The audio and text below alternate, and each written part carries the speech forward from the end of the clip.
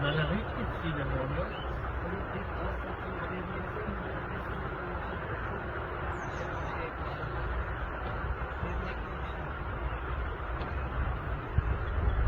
Si vous avez des petits moments, bah, c'est que moi, là.